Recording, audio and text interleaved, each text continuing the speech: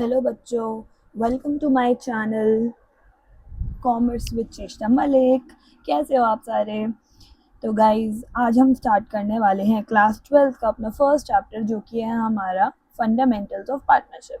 ठीक है, तो देखो बेसिकली इसके अंदर हमारा थ्योरी पार्ट भी है और हमारा प्रैक्टिकल पार्ट भी है। बट ये हमारा पार्ट 1 ऑफ थ्योरी। इसके अंदर हम थोड़ी सी थ्योरी कवर करेंगे, जिसके अंदर हम मीनिंग ऑफ पार्टनरशिप करेंगे, राइट्स ऑफ पार्टनर्स करेंगे, partnership deed, importance of partnership deed, profit and loss appropriation account क्या होता है और पीएनएल और प्रॉफिट एंड एप्रोप्रिएशन अकाउंट के अंदर क्या डिफरेंस होता है। तो ये स्टडी करने वाले हैं हम।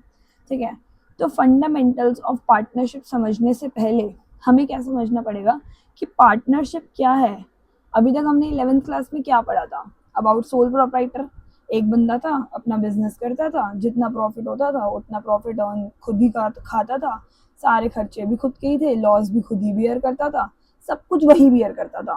बट अब क्या हो गया, हमारा लेवल हो गया थोड़ा सा इंक्रीज। अगर मैं 12th की अकाउंट्स की बात करूं, तो अकाउंट्स जो है हमारी वो 3 पार्ट्स में डिवाइडेड है 12th क्लास की। ठीक है, सबसे पहला है हमारा पार्टनरशिप, जिसके अंदर हम पार्टनरशिप के बारे में पढ़ेंगे। फिर है हमारा कंपनी अकाउंट्स। कंपनी अकाउंट्स के अंदर हम कंपनीज के बारे में पढ़ेंगे कि कंपनीज अपने अकाउंट्स को कैसे मेंटेन करती है। ठीक है, उसके बाद है हमारा एनालिसिस। अगर मैं इसकी मार्क्स की डिस्ट्रीब्यूशन देखूं, तो ये है हमारा 36 मार्क्स का, ये आता है हमारे 24 मार्क्स का, और ये हमारा 20 मार्क्स का। ऐसे करके हमारा जो 80 मार्क्स का पेपर है वो पूरा डिस्ट्रीब्यूटेड है।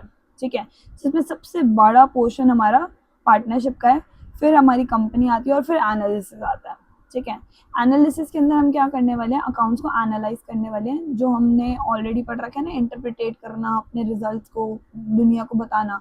तो वो सब हम किस बेसिस पे करते हैं, क्या रेशियोज यूज करते हैं, क्या करते हैं, वो सब हम एनालिसिस के अंदर पढ़ने वाले हैं। तो 12th के ऊपर अगर हम आए, सबसे पहला हमारा टॉपिक जो है वो है पार्टनरशिप। तो पार्टनरशिप क्या होती है? पार्टनरशिप का मतलब होता है एक और एक से ज्यादा बंदा, सॉरी सॉरी एक बंदा है तो वो तो हमारा सोल प्रोप्राइटर हो गया। दो, जब बंदे हमारे एक साथ मिलके, दो या उससे ज्यादा भी हो सकते हैं, लेकिन मिनिमम तो दो हमें चाहिए ही चाहिए। जब मिनिमम दो लोग मिलके हाथ मिला लेते हैं और एग्री करते हैं कि हाँ भाई अब से हम दोनों क्या करेंगे, साथ मिलके बिजनेस करेंगे, तो वो क्या बन जाते हैं, वो किसके अंदर एंटर हो जाते हैं, पार्टनरशिप के अंदर। ठीक है, अब ऐसा नहीं है कि मैंने अपने भाई के साथ मिलके कोई, मान लो सपोज करो कोई कार ले ली, ठीक है, तो मैं उसकी पार्टनर हो गई। मैं उसकी पार्टनर तब होंगी जब मैं उस पर कुछ बिजनेस करूंगी और वो भी बिजनेस करेगा। तो अगर बिजनेस कर रहे हैं तो पार्टनर्स होंगे, वरना को ओनर्स बोल सकते हो आप, कि एक दूसरे के साथ दोनों के दोनों ओनर्स हैं। ठीक है, इक्वल शेयर है दोनों का, राइट। तो अगर हम पार्टनरशिप, फंडामेंटल्स ऑफ पार्टनरशिप के बारे में बात करते हैं, तो हमें पार्टनरशिप को समझना पड़ेगा पहले। आपने याद होगा 11th क्लास के अंदर टाइप्स ऑफ बहुत सारे बिजनेसेस पढ़े थे, उसके अंदर एक पार्टनरशिप भी होता है। तो पार्टनरशिप के अपने अलग फायदे होते हैं। सोल प्रोप्राइटर में क्या होता है, एक ही बंदा है, सपोज उसकी एक दिन तबीयत खराब हो गई, तो वो क्या करेगा भाई, उसको अपना बिजनेस बंद करना पड़ेगा उस दिन के लिए। उस दिन का उसकी कमाई तो गई। लेकिन पार्टनरशिप में ऐसा नहीं होता। पार्टनरशिप में आपके पास इस चीज का बेनिफिट है कि अगर एक बंदा काम नहीं कर पा रहा, तो उसके बिहाफ पे और बंदे काम करने के लिए रेडी रहते हैं। वहाँ पे टाइप्स ऑफ पार्टनर्स में आपने पढ़ा ही होगा, कुछ स्लीपिंग पार्टनर्स होते हैं, कुछ एक्टिव पार्टनर्स होते हैं। तो वही सब हम इसके अंदर डिस्कस करने वाले हैं कि होती क्या है पार्टनरशिप। सबसे पहले डिस्कस करते हैं होती क्या है पार्टनरशिप। तो पार्टनरशिप का मतलब क्या है? A partnership is a form of business which enable two or more person, दो या दो से ज्यादा लोगों को क्या राइट दे रहा है कि वो किसी भी बिजनेस को ओन कर सकते हैं, and they agree to share the profit and losses of the company. जो भी कंपनी वो मिलके फॉर्म करेंगे, पार्टनरशिप मिलके फॉर्म करेंगे, उसके अंदर वो क्या होंगी, इक्वल, या फिर जो भी उनके साथ रेशियोज जो उन्होंने डिसाइड कर रखी होगी, उस रेशियो के अंदर प्रॉफिट और लॉस को वो शेयर करने वाले हैं। ठीक है, तो पार्टनरशिप का मतलब समझ आया। फीचर्स ऑफ पार्टनरशिप में क्या आ गया, जो पार्टनर्स बनेंगे प्रॉफिट और लॉस शेयर करेंगे। म्यूचुअल एजेंसी है, म्यूचुअल मतलब आपस में अंडरस्टैंडिंग है कि कौन सा काम किसको करना है, वो उनकी आपस की अंडरस्टैंडिंग है। इवन उसके लिए वो लीगल डॉक्यूमेंट्स भी बनवा सकते हैं। अनलिमिटेड लाइबिलिटी, हर पार्टनर की अनलिमिटेड लाइबिलिटी होती है। लॉफुल बिजनेस, ऑब्वियसली अगर मैं कोई पार्टनरशिप स्टार्ट कर रही हूँ या कोई भी बिजनेस स्टार्ट कर रही हूँ, तो मैं उसको लॉ के मायने के अंदर रहते रहते ही कर सकती हूँ। इनलीगल बिजनेस में नहीं कर सकती हूँ, ना मैं उसे रजिस्टर करा सकती हूँ। तो पार्टनरशिप तो बहुत दूर की बात हो गई। कॉन्ट्रैक्चुअल रिलेशनशिप, उनका एक कॉन्ट्रैक्ट साइन होता है, एग्रीमेंट होता है, जितने टाइम के लिए, कभी कभी कुछ लिमिटेड टाइम पीरियड के लिए होता है, कभी कभी किसी सिर्फ एक प्रोजेक्ट के लिए पार्टनरशिप करी जाती है।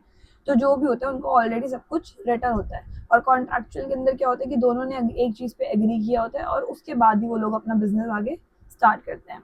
No separate existence, separate existence क्यों नहीं है? बिजनेस अलग है, पार्टनर्स अलग हैं, लेकिन पार्टनर्स के नाम पे ही बिजनेस है, ठीक है। नाम अलग हो सकता है, मतलब नाम इन द सेंस फर्म का नेम अलग हो सकता है, लेकिन चलेगा किसके नाम से? पार्टनर्स के नाम से ही चलेगा, तो उसकी कोई सेपरेट लीगल एग्जिस्टेंस नहीं है।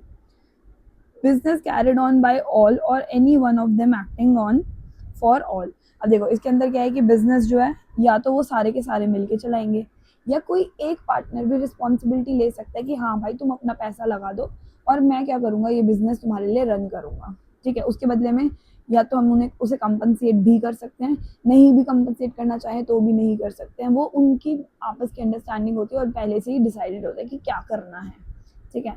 क्लियर है यहाँ तक features of partnership, meaning of partnership के अंदर? कोई भी डाउट होगा तो बच्चों प्लीज उसी वक्त ही वीडियो को रोक के कमेंट कर देना, मैं आपके कमेंट्स का पूरा रिप्लाई करूंगी और डेडिकेटेड वीडियो बनाने की पूरी कोशिश करूंगी आपके डाउट्स के ऊपर। अगर वो कमेंट में सॉल्व हो पाएगा क्वारी तो ठीक है, नहीं तो I will make a dedicated video for you, ठीक है। डोंट वरी, आप अच्छे से पढ़ाई करो।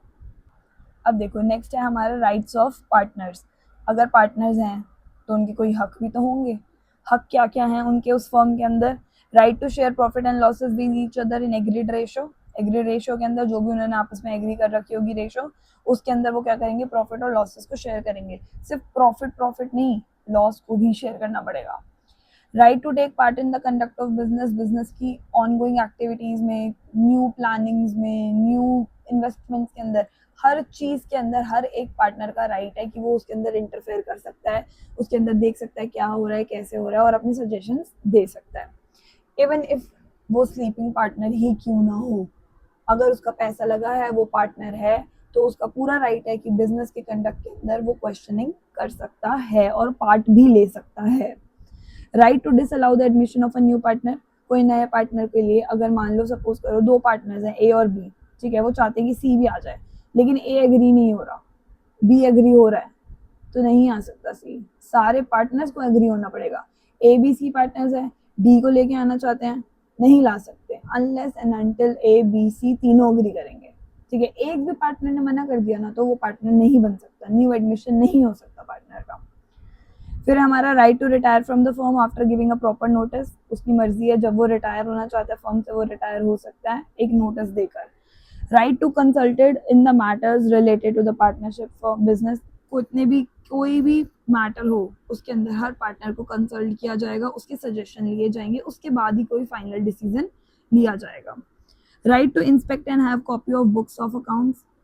उसके पास, हर पार्टनर के पास राइट है जो उसका बिजनेस है उसके अकाउंट्स को चेक करने का, उसके पास उस राइट है कि वो उसके पास अपने पास उसका एक फोटो स्टेट रख सकता है, एक फोटो कॉपी रख सकता है, या अपने पास ही बुक्स ऑफ अकाउंट्स रख सकता है। Right to be joint owner of partnership property. Partnership के नाम पे जो भी प्रॉपर्टी ली गई होगी वो सिर्फ पार्टनरशिप फर्म की नहीं होगी, वो सारे पार्टनर्स की कलेक्टिवली होगी। क्लियर है गाइस? क्लियर है राइट्स ऑफ पार्टनर्स? क्या है पार्टनर्स के राइट एक फर्म के अंदर, पार्टनरशिप फर्म के अंदर? तो भाई अब राइट्स की बात हुई है, हक है, तो रिस्पॉन्सिबिलिटीज भी तो हैं, ड्यूटीज भी तो हैं। पार्टनर्स बने हो, सारा पैसा लगा है, कैपिटल इन्वेस्ट हुआ है, तो ड्यूटीज भी तो मिलेंगी कुछ ना कुछ, राइट? तो क्या है duty? To act in the good faith of the firm. Firm के गुड फेथ के लिए आपको हमेशा काम करना है। अपने प्रॉफिट से पहले किसके बारे में सोचना है? फर्म के प्रॉफिट के बारे में। Duty to render true accounts present करने हर पार्टनर के आगे, किसी के अंदर भी कुछ फॉल्स विंडो ड्रेसिंग नहीं होनी चाहिए। Duty to identify for fraud. कोई फ्रॉड हुआ है उसके लिए आपको मतलब किस तरीके से उस फ्रॉड तक पहुंचेंगे, किस तरीके से उस फ्रॉड को हम कवर अप करेंगे, उस चीज़ की ड्यूटी भी आपकी है। Duty not to compete. एक दूसरे के साथ कॉम्पिटिशन नहीं कर रहे हो, एक ही तो फर्म है तुम्हारी, तो इसका मतलब कलेक्टिवली काम करोगे ना फर्म के ऑब्जेक्टिव्स और गोल्स को अचीव करने के लिए। ये थोड़ी है कि एक दूसरे के साथ ही लड़ना लग जाओगे या एक दूसरे के साथ ही कम्पीट करने लग जाओगे, या फिर अपनी अलग कंपनी बना के फर्म से बेनिफिट लोगे। नहीं कर सकते ऐसा। अगर पकड़े गए तो तुम्हें सारा का सारा प्रॉफिट जो भी तुमने अर्न किया है वो कंपनी को ही, अपनी पार्टनरशिप फर्म को ही देना पड़ेगा। Duty to be diligent. Diligent मतलब हर तरफ नजर रखनी है, क्या हो रहा है फर्म के अंदर, कुछ गलत हो रहा है तो उसी वक्त उसको रिपोर्ट करना है। ठीक है, कोशिश करनी है कि फ्रॉड होने के चांसेस को कम कर सके, रिड्यूस कर सके। Duty to properly use the property of the firm, properly use करनी है प्रॉपर्टी फर्म की, किसी भी रिसोर्स को नुकसान नहीं पहुंचाना है। ऑब्वियसली यार, तुम पार्टनर हो, पार्टनरशिप तुम्हारी फर्म का नाम होगा तो तुम्हारा ही तो नाम होगा, तुम ही तो पार्टनर हो भाई। ठीक है, तो अब यहाँ पे है मैक्सिमम नंबर ऑफ मेंबर्स, अभी जो मैक्सिमम जो है वो अभी 50 है, मिनिमम अभी 2 है। गाइडेड बाय, किससे कैसे पार्टनरशिप गाइड की जाती है, इंडियन पार्टनरशिप एक्ट 1932 के अंदर। इस पार्टनरशिप को उसके अंदर अगर कुछ भी गड़बड़ होगी, कुछ भी फ्रॉड होएगा, तो उसके लिए हम किस एक्ट को कंसिडर करेंगे, Indian partnership act 1932। I hope यहाँ तक क्लियर है बच्चों। कोई भी डाउट होगा प्लीज उसी वक्त ही कमेंट डाउन कर देना, ठीक है। भाई तुम पार्टनर्स बने हो, तुम्हारी पार्टनरशिप स्टार्ट हुई है, तो उसके लिए तुम्हें क्या बनवाना पड़ता है, एक लीगल डॉक्यूमेंट बनवाना पड़ता है। क्या ये मैंडेटरी है? नहीं, ये मैंडेटरी नहीं है। क्या ये रिटर्न फॉर्म में होना चाहिए? नहीं, ये वर्बल फॉर्म में भी हो सकता है, बट वर्बल में we do not have any proof कि हाँ भाई ये बात हुई थी, बट रिटर्न में वी हैव द प्रूफ, और हम उसे कोर्ट में जाके भी प्रूफ कर सकते हैं कि हाँ ये चीज़ हमारे पास ऑलरेडी रिटर्न फॉर्म में, लीगल फॉर्म में है हमारे पास। ठीक है, तो बनवा लो भाई एक डॉक्यूमेंट, क्या जा रहा है एक डॉक्यूमेंट बनवाने में। खुद सोचो, अगर तुम किसी फ्रॉड से बचना चाहते हो तो तुम्हारे पास कागज तो होने चाहिए ना, कि हाँ भाई प्रूफ तो होना चाहिए ना कि तुम बोल रहे हो भाई मैंने पैसे इन्वेस्ट करे, क्या प्रूफ है तुमने पैसा इन्वेस्ट करा है किसी पार्टनर्स के साथ, किसी पार्टनरशिप फॉर्म के अंदर। तो उस चीज़ के लिए भाई तुम्हें अपने पास अपना प्रूफ रखना पड़ेगा। तो उसके लिए ये क्या करना पड़ेगा, तुम्हें पार्टनरशिप डीड बनवानी पड़ेगी। रिटर्न फॉर्म में ही फायदे वाली है, क्योंकि उसके अगेंस्ट हम क्या कर सकते हैं, लॉ में जाके चैलेंज कर सकते हैं सामने वाले बंदे को। अगर मैं इसको रिटर्न फॉर्म में ना कर लूँ, वर्बल फॉर्म में कर लूँ, कौन सुनेगा मेरी बात, कौन मानेगा? नहीं मानेगा। तो वर्बल के अंदर हो सकती है, बट फायदा नहीं होता उस चीज़ के होने या ना होने का। So it's better to have it in the return form always. ठीक है, partnership deed is a document that consist of terms of agreement for partnership, that is called partnership deed. तो एक डॉक्यूमेंट जिसके अंदर टर्म्स ऑफ एग्रीमेंट है, किसके? Partnership के। क्या क्या एग्रीमेंट होंगे? नेम और एड्रेस ऑफ फर्म, और उसका जो बिजनेस है, जो वो करने वाले हैं, नेचर ऑफ बिजनेस भी होगा उसका, सारे पार्टनर्स का नाम और एड्रेस, कितना कैपिटल सबने इन्वेस्ट किया है वो, सेटलमेंट ऑफ अकाउंट्स की, अगर कंपनी बंद हो रही है, पार्टनरशिप फर्म बंद हो रही है, क्योंकि कुछ कुछ पार्टनरशिप्स होती है वो फिक्स पीरियड के लिए होती है। ठीक है, बंद हो रही है तो कितना टाइम में सेटलमेंट होगा अकाउंट्स का, किस तरीके से सेटलमेंट होगा अकाउंट्स का, कि methods of settlement of disputes among partners, partners के बीच में कोई तू मैम होगी है तो कैसे उसे रिजॉल्व किया जाएगा, कैसे स्टेप्स लिए जाएंगे, किसको कंसल्ट किया जाएगा, it all come under partnership deed. आप पहले से ही क्लियर करके चल सकते हो सारी चीज़ें। Accounting period of the firm, firm कौन सा अकाउंटिंग पीरियड यूज करने वाली है। प्रॉफिट शेयरिंग रेशियो, क्या प्रॉफिट शेयरिंग रेशियो रहने वाला है सारे पार्टनर्स के बीच में, पहले से ही डिसाइड कर लो तो बेटर होता है, अभी मैं बताऊंगी क्यों। ठीक है, फिर है हमारे rules to be followed in case of admission, retirement और डेथ ऑफ अ पार्टनर। कि एडमिशन होगा तो किस तरीके से होगा, मैंने अभी बताया आपको कि सारे पार्टनर्स अग्री होंगे तो ही होगा, वरना नहीं होगा। रिटायरमेंट कैसे होगी, किस तरीके से होगी, सेटलमेंट कैसे होगा उस टाइम पे, रिटायरमेंट के टाइम पे किसी पार्टनर की डेथ हो गई है तो किस तरीके से हमारे अकाउंट सेटल होंगे, सब कुछ किसके अंदर हम ऑलरेडी मेंशन कर देते हैं अपनी पार्टनरशिप डीड के अंदर। कोई सैलरी कमीशन किसी पार्टनर को देनी है तो पहले से डिसाइडेड होता है। अब सैलरी कमीशन हम क्यों देते हैं, मान लो एक पार्टनर है वो सबके बिहाफ पे काम कर रहा है, तो भाई फिर उसको कुछ तो एक्स्ट्रा देना बनता है ना।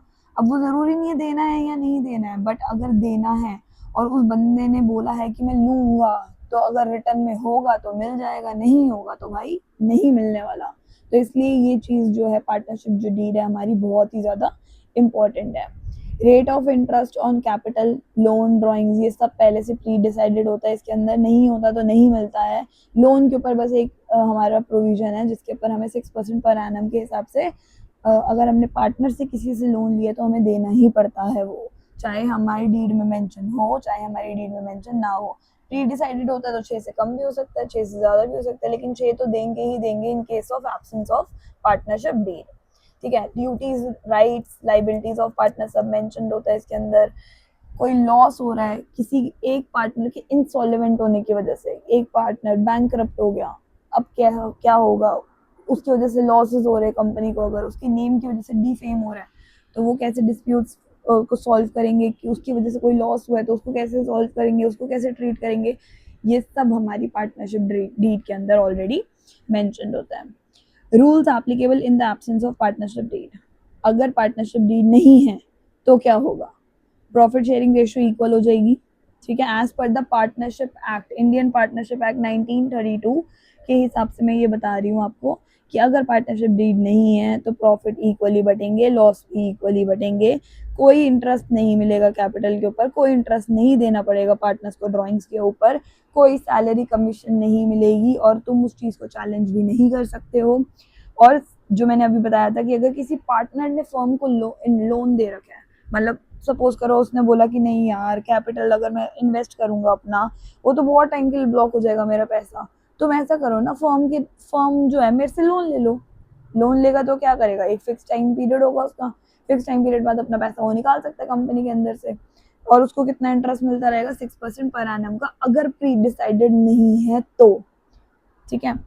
क्लियर है पार्टनरशिप डीड क्या होती है, उसका कंटेंट क्या होता है, क्या क्या चीजें उसके अंदर लिखी जाती हैं, वो नहीं होगी तो क्या होगा। और ये सारे प्रोविजंस इंडियन पार्टनरशिप एक्ट 1932 के हिसाब से ही है, ठीक है। अब अगर इसी के अंदर ही मुझे इसकी एनालाइज करनी हो इम्पोर्टेंस, तो मुझे कैसे पता चलेगा कि क्या इम्पोर्टेंस है। इम्पोर्टेंस ऑफ पार्टनरशिप डीड क्या हो गई, लीगल डॉक्यूमेंट है, इसका मतलब legally I can present it in the court and gate justice. और एक बात बताओ यार, डिस्प्यूट्स भी तो नहीं होंगे ना, डिस्प्यूट्स भी तो कम होंगे ना, क्योंकि ऑलरेडी सब कुछ प्री डिसाइडेड है, ऑलरेडी रिटर्न फॉर्म में है। तुम लड़ाई करोगे भी तो किस बेसिस पे करोगे, सेटलमेंट ऑफ अकाउंट्स फास्ट होगा, है ना। लेकिन अगर नहीं होगा तो ये सारी चीजें होंगी और उसके बाद तुम उसको कहीं पे भी जाके चैलेंज नहीं कर सकते हो, ऐसा समझ। तो यहीं से हमें इम्पोर्टेंस ऑफ पार्टनरशिप डीड भी पता चल गई। आई होप ये सारा आपको क्लियर है, ठीक है। नेक्स्ट टॉपिक में मूव करते हैं, जल्दी जल्दी थ्योरी पार्ट कवर करेंगे ताकि हम प्रैक्टिकल पार्ट को जल्दी जल्दी स्टार्ट कर सकें। ये फर्स्ट पार्ट है, इसके बाद सेकंड पार्ट के अंदर भी हम थोड़ा सा और इसके बारे में डिस्कस करेंगे कि क्या नया आया है सोल प्रोप्राइटर से, पार्टनरशिप में क्या चेंज होने वाला है वो डिस्कस करेंगे, किस तरीके से पार्टनरशिप के अकाउंट्स बनते हैं वो डिस्कस करेंगे नेक्स्ट वाले पार्ट के अंदर।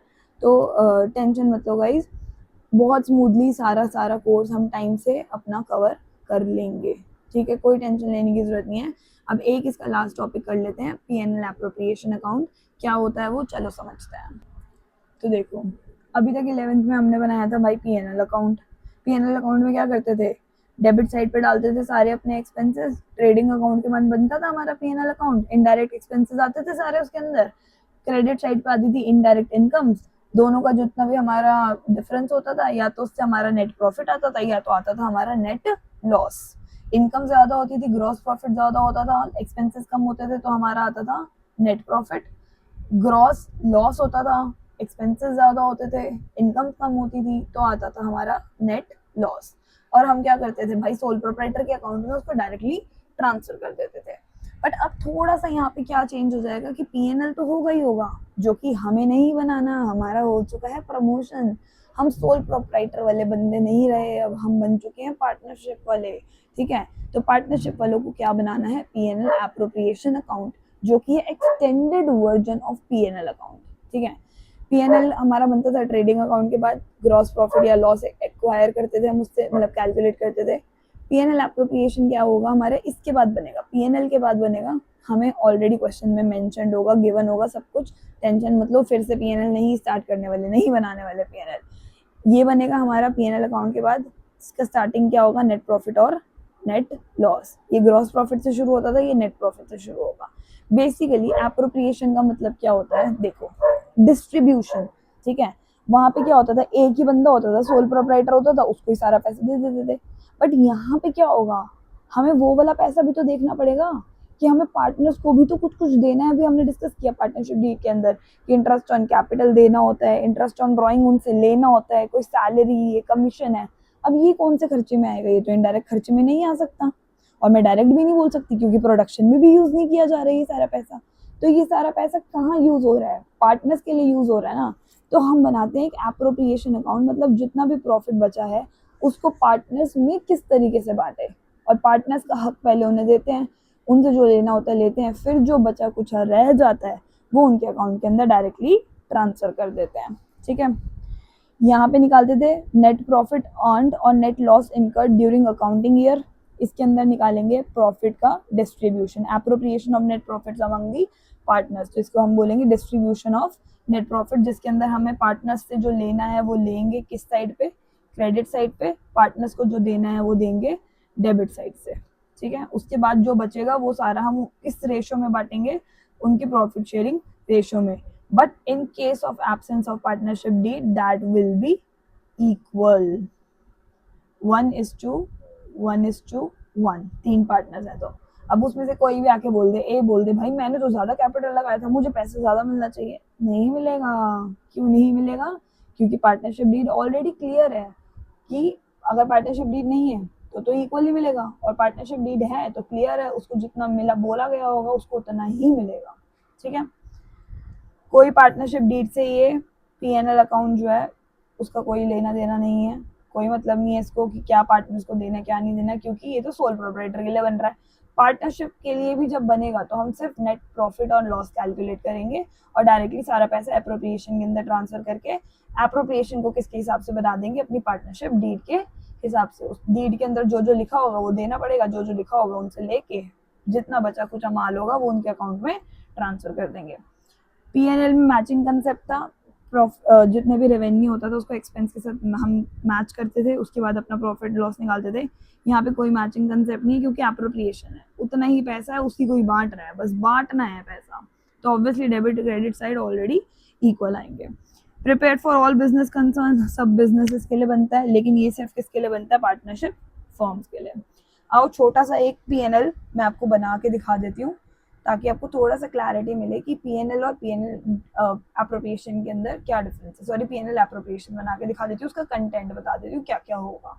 ठीक है, तो देखो कैसे बनेगा हमारा पीएनएल एप्रोप्रिएशन अकाउंट, सेम जैसे हमारा पीएनएल बनता था बिल्कुल एग्जैक्टली वैसा ही बनेगा, बस कंटेंट अलग होगा। पर्टिकुलर्स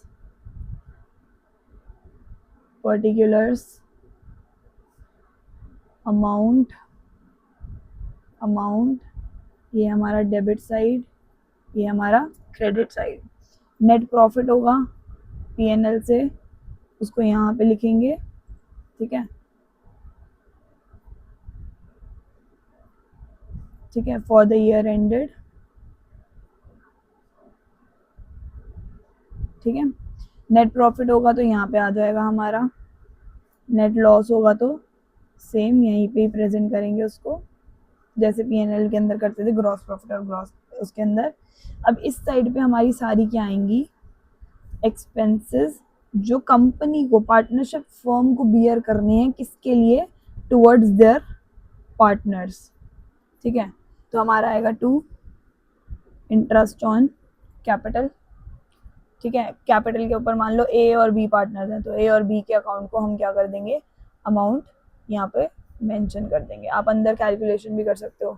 ठीक है, मान लो हमें उनको देनी है सैलरी, ए को सैलरी देनी है तो ए का अकाउंट इतने अमाउंट से हम क्रेडिट करेंगे, लेकिन यहाँ पे क्या करेंगे, डेबिट कर देंगे। कोई कमीशन है वो बी को देनी है तो कमीशन लिख के बी के अकाउंट को यहाँ पे डेबिट, मतलब बी के अकाउंट को क्रेडिट करेंगे, यहाँ पे डेबिट में लिख देंगे। ठीक है, उसके बाद यहाँ पे क्या आता है हमारा, बाय ड्राइंग्स के ऊपर इंटरेस्ट ऑन ड्राइंग्स, ए से भी लेंगे बी से भी लेंगे, ए का यहाँ मेंशन बी का यहाँ मेंशन, टोटल जो होगा वो यहाँ कर देंगे। अब ए और बी के भी अलग अलग तरीके के अकाउंट्स होंगे इसके अंदर, कैपिटल भी मतलब एक फिक्स्ड अकाउंट होता है, फिक्स्ड कैपिटल अमाउंट अकाउंट होता है, और एक फ्लक्चुएटिंग होता है जो कि हम नेक्स्ट क्लास के अंदर डिस्कस करने वाले हैं। तो बेसिक ये कंसेप्ट होता है। उसके बाद जो अमाउंट यहाँ पे आता है उसमें से इसको क्या माइनस करते हैं, प्रॉफिट बच जाता है तो यहाँ पे लिख देते हैं बीइंग प्रॉफिट ट्रांसफर टू ए का अकाउंट बी का अकाउंट, लॉस होता तो लॉस ट्रांसफर टू ए का अकाउंट बी का अकाउंट, और ऐसे करके अपने अकाउंट को क्या कर देंगे, क्लोज। आया समझ? तो चलो अब नेक्स्ट क्लास के अंदर हम पढ़ेंगे फिक्स कैपिटल अकाउंट्स और फ्लक्चुएटिंग कैपिटल अकाउंट्स। और थोड़ा सा हम इसका पूरा नेक्स्ट क्लास के अंदर, नेक्स्ट पार्ट के अंदर हम पूरा का पूरा प्रैक्टिकल, सॉरी थ्योरी पार्ट इसका कंप्लीट करने के बाद क्या करेंगे, प्रैक्टिकल पार्ट शुरू कर देंगे। गाइस अभी तक सब्सक्राइब नहीं किया है तो कर लो, बेल आइकन दबा लो, ताकि आपके पास मेरी वीडियोस की नोटिफिकेशन पहले ही पहुंच जाए और आप अपना एक फिक्स टाइम रख लो और उस फिक्स टाइम पे आप पढ़ लो। आप भी मुझे बता सकते हो, कोई सजेशन देना चाहते हो दे सकते हो, मेरा फर्स्ट टाइम है ऐसे ऑनलाइन टीचिंग का, तो प्लीज़ कोई भी सजेशन होगा I would love to hear that. ठीक है, प्लीज़ सजेशन देना, सब्सक्राइब करना and stay tuned. All the best, अच्छे से पढ़ाई करेंगे। कोई डाउट होगा प्लीज़ पूछ लेना, हिचकिचाना मत। नोट्स चाहिए वो नोट्स ले लेना, मतलब आपके लिए हर चीज़ अवेलेबल रहेगी। ठीक है, चलो गाइज मिलते हैं नेक्स्ट पार्ट के अंदर। Bye bye, see you.